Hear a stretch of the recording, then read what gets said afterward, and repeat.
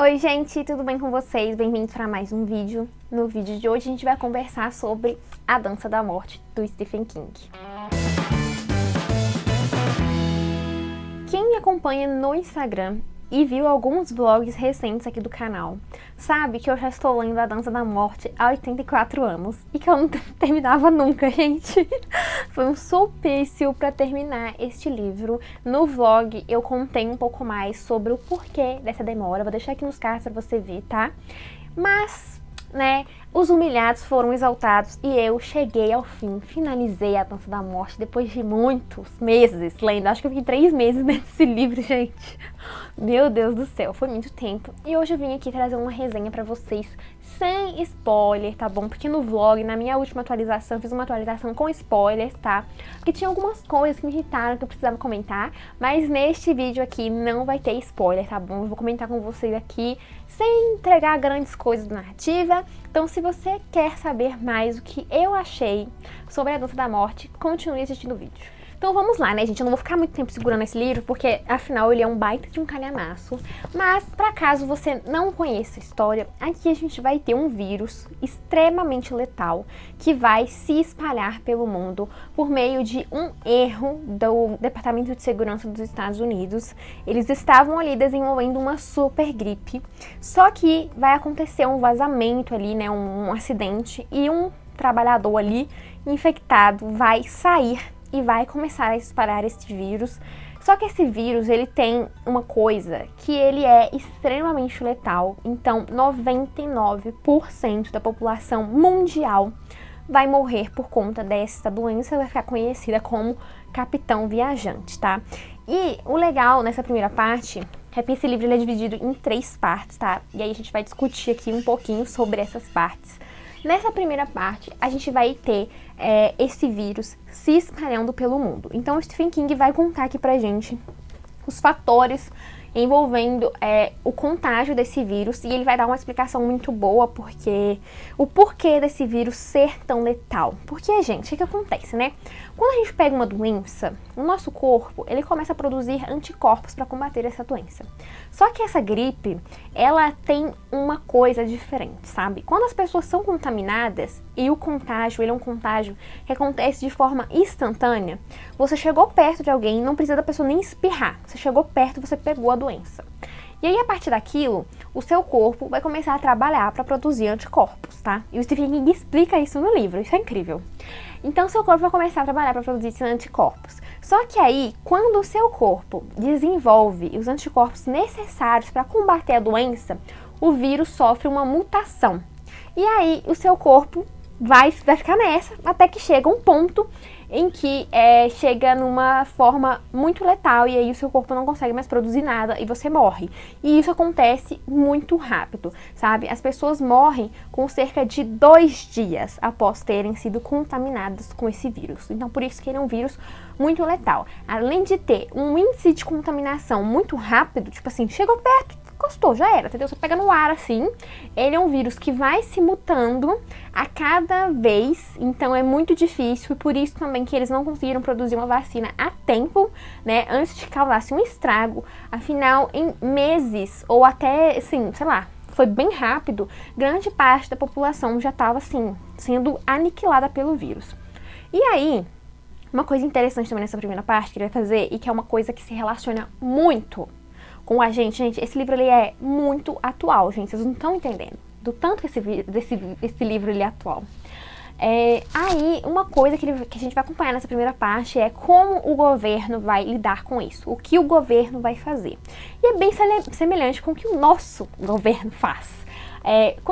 Quando começa a surgir uma certa histeria, porque tem muita gente morrendo, os hospitais estão lotados, as pessoas estão adoecendo do nada, começa a rolar essa histeria, né? As pessoas começam a ficar, espalhar por aí, né, que tá tendo uma grande doença. E aí, o presidente dos Estados Unidos vai fazer um pronunciamento onde que ele vai falar para as pessoas que não precisam se preocupar, que não precisa grande histeria, que esse vírus não é nada do que as pessoas estão comentando, que não há perigo nenhum e que em breve todas as pessoas estarão sendo vacinadas. O que é a maior balela, entendeu? Porque não tinha vacina, tá entendendo? Não tinha. Então ele vai e faz um pronunciamento desse, dizendo para as pessoas não se preocuparem. Ai, lembra alguém, não é mesmo? Lembra alguém. Basicamente ele foi lá e falou assim, não gente, é só uma gripezinha, não precisa se preocupar. Bem atual, não é mesmo? E aí, gente, o governo ele vai lidar com essa doença de uma forma bem assustadora. Por quê? Algumas cidades vão começar a ser isoladas. E aí eles vão mandar o exército para essas cidades. Só que assim, qualquer pessoa, imprensa, qualquer pessoa mesmo, que começasse a soltar por aí, falando, né, alertando as pessoas para o grande perigo dessa doença, que afinal foi uma doença criada pelo governo, ainda por cima, era extremamente aniquilada. Então, assim, as pessoas já estão morrendo por uma doença e a gente vai ter uma repressão do governo para tentar abafar esse caso, só que não vai dar certo, porque, como eu disse, 99% das pessoas vão morrer. Então, assim, nessa primeira parte, a gente tem isso. Agora, na segunda parte, a gente vai acompanhar os sobreviventes, tá?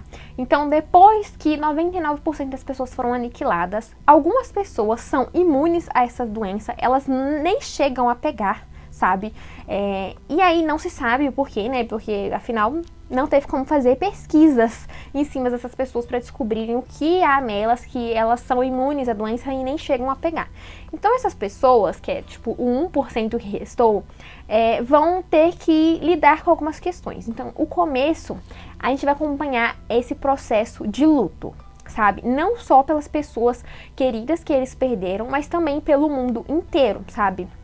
E aí vai ter aquele sentimento de luto coletivo e o que fazer agora, sabe?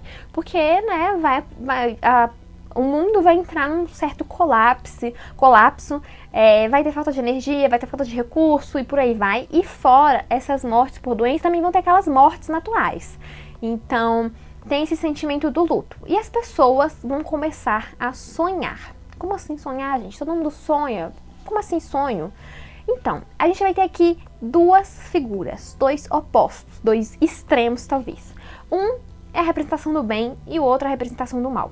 E aí as pessoas vão começar a ter sonhos e elas vão ser impelidas a viajar, a se moverem. Como assim? A representação do bem, a gente tem a mãe Abigail, a mãe Abby, que é uma senhora de 108 anos, a mulher mais velha do mundo, que sobreviveu à grande gripe, e ela vai ser essa representação do bem. Só que é uma representação do bem que a gente pode contestar. Por quê? Ela é uma fanática religiosa, sabe? E todo fanatismo tem o seu lado ruim. Acho bom pontuar sobre isso.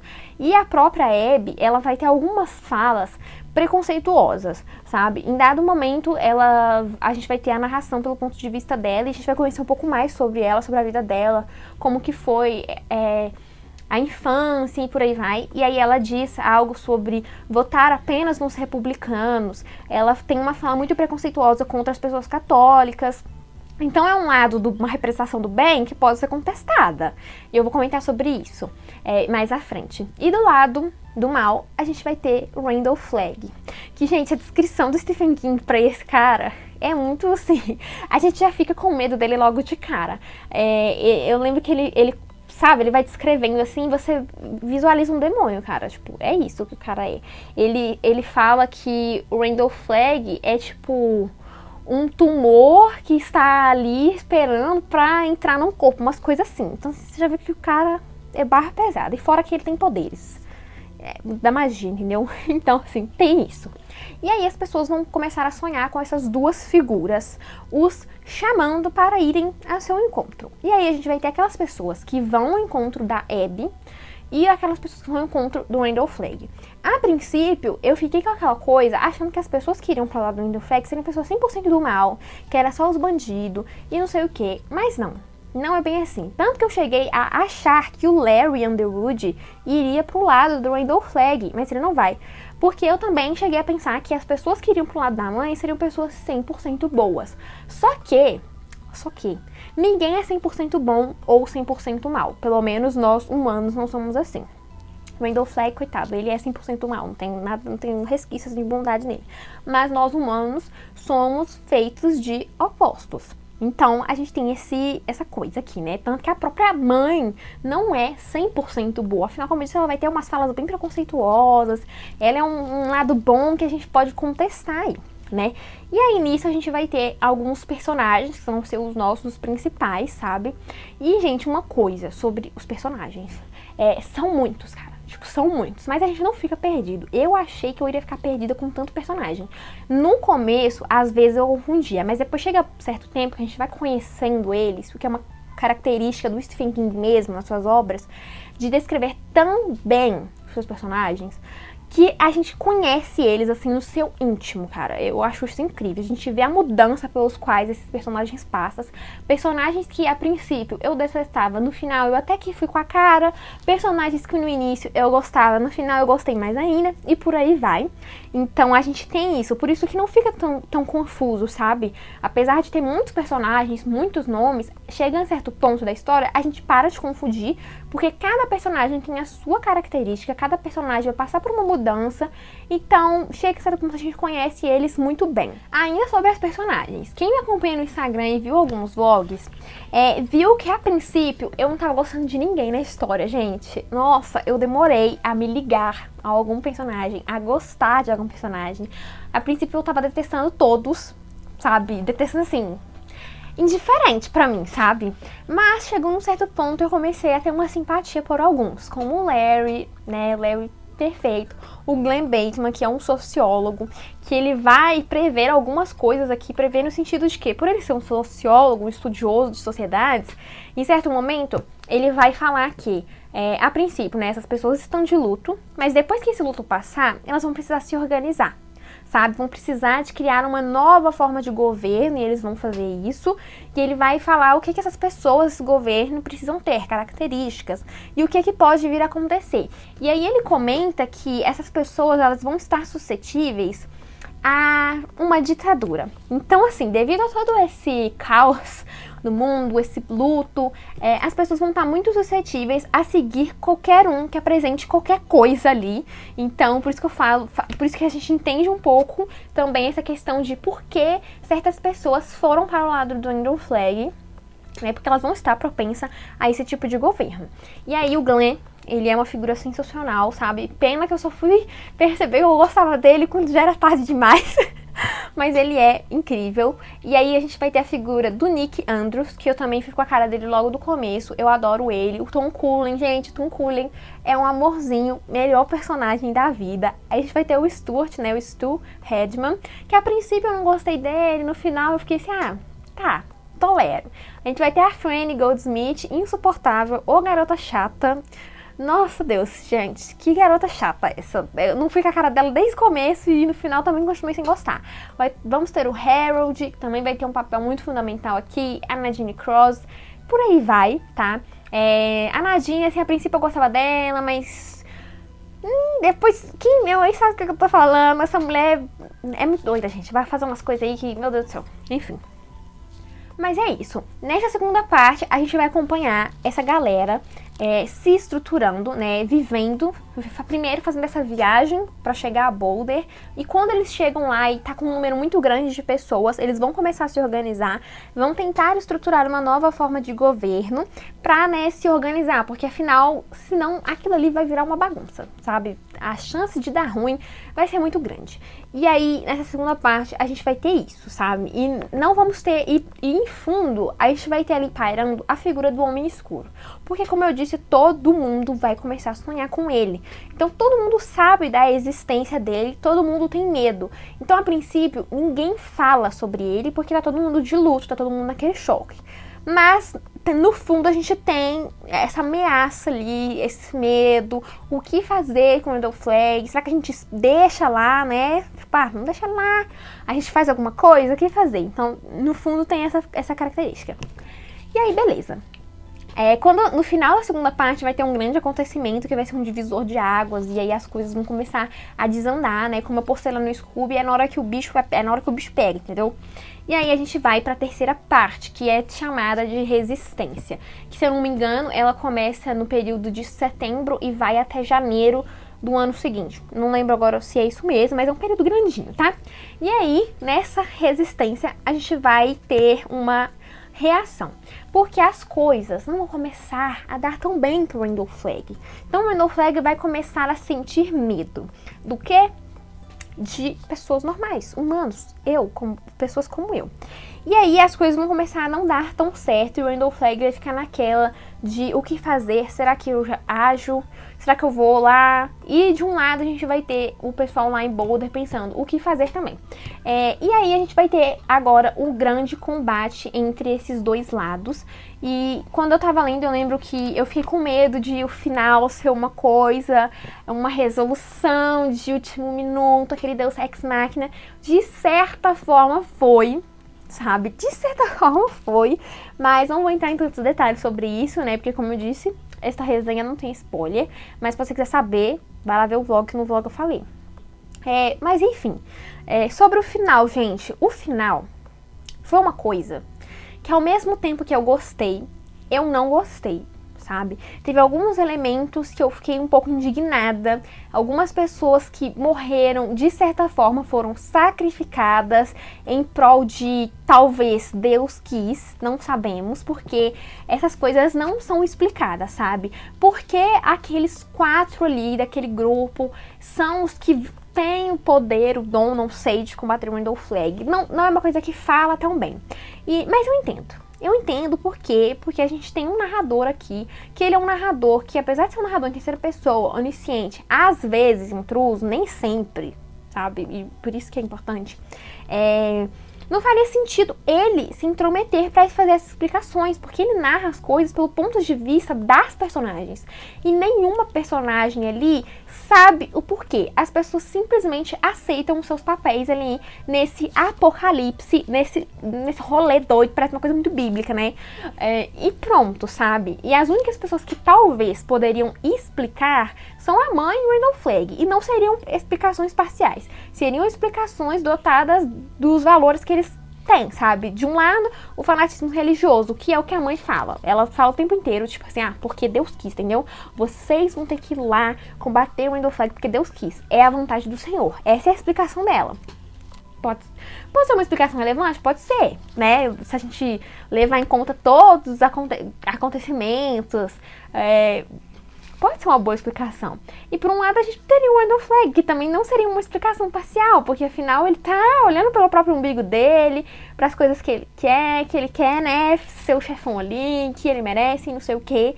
Então também não seria uma explicação parcial. No final de tudo, eu aceitei os eventos sobrenaturais e falei assim, ok, beleza, coisas sobrenaturais que não tem explicação, então é isso, sabe? Então eu aceitei. E isso eu fiquei com medo de no final não gostar, se ficasse nessa coisa de tipo assim, sem explicar o porquê. Agora, outra coisa que me incomodou um pouquinho é sobre o próprio Randall Flagg. É uma figura de que, mesmo depois que eu terminei o livro, eu ainda fiquei sem saber grandes coisas sobre ele. Mas que, né, assim, como eu sei que ele aparece em outros livros do Stephen King, eu acho que essas outras coisas podem ser explicadas lá. Mas aqui a gente não vai ter, por exemplo, a origem dele, da onde que vem o poder dele. A gente só vê que, basicamente, assim, é um demônio e pronto, acabou. E ele tá nos lobos, e ele tá nos corvos, e não sei o quê. E é isso, sabe? Grandes explicações de onde vêm os poderes dele, quem é ele, por que RF, sabe? Que tem essa coisa ainda com as letras, sabe? Porque ele se apresenta como Randall Flagg, mas esse não é o nome real dele. A gente conhece ele como Randall Flagg, o Andarilho, o Homem Escuro e por aí vai. Ele tem vários nomes, mas a gente não sabe o nome real dele. Eu acho esse negócio do nome uma coisa incrível. A gente que tem várias histórias, né, sobre o nome real das coisas. Então acho que por isso que ele nunca fala o seu nome real, porque se você sabe o nome de uma coisa, você detém um certo poder sobre ela, tá? Isso nas histórias que eu leio aí, sabe? No Nome do Vento é assim, sabe? O nome das coisas tem um poder. Então, a gente vai ter isso com um nome do Randall Flagg. Mas eu também fiquei naquela. Por que RF? Porque todos os nomes em que ele se apresenta são com as iniciais R e F, sabe? Tanto que no final ele vai usar um aqui, ó. Deixa eu ver se eu acho pra vocês. Ó, pra você ver. No final do livro, ele já apresenta um outro nome, também RF. Russell Faraday. Então, tipo assim, Qual das letras? Sabe? Tem alguma explicação para isso em algum outro livro? É aquela coisa, interrogações. Ficamos como? Com dúvidas, interrogações ao terminar essa leitura. Mas, gente, assim, apesar de não ter tido essas grandes explicações que eu queria, não foi um livro que eu virei e falei assim, não gostei. Não aceito essa explicação, entendeu? Não faz sentido. Foi aquela coisa. Teve coisas que eu gostei muito e teve coisas que eu desgostei bastante. Mas no final, gente, foi um livro que eu gostei, tá? No geral foi isso. Gostei.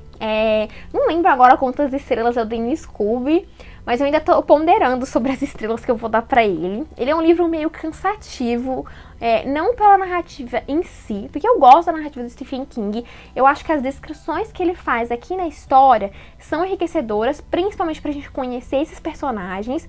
A gente vai ter um período muito grande de tempo, e se você achar cansativo ler ele seguido, como eu disse, ele é dividido em 3 livros, então talvez seja interessante você fazer assim.